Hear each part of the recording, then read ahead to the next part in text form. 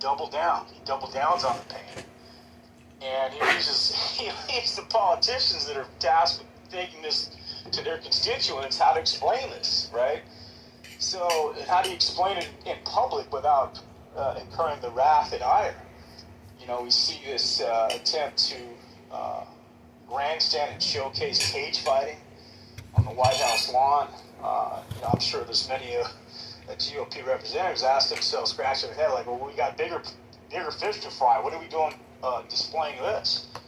So peanuts and circus, sir. The aggrandizement, Gary, is eventually going to run out. I don't think we can tolerate too much more of it, and hopefully our 2026 election outcome reflects that.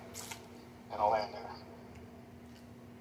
Thank you, David. We'll go to Daryl, and we'll see if the other folks we've been inviting up can make it, because we've invited folks up. Hey, Gary, can you hear me?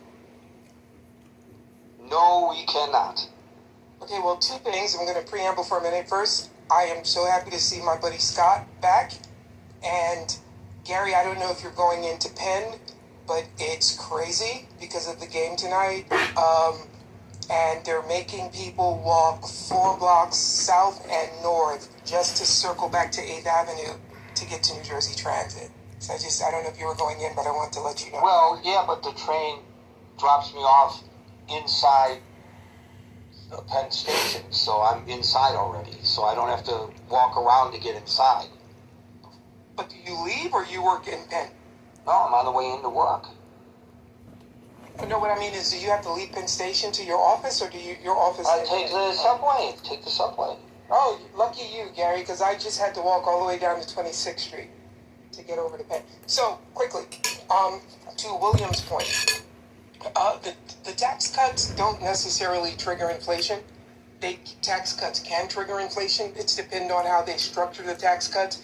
The tax cuts to the rich, the last round, won't necessarily trigger inflation, but what they'll do is, because it's less tax revenue, we'll probably have to increase our debt, like issue more like bills and bonds and notes and stuff.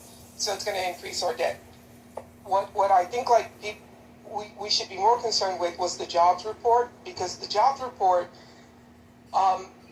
was good.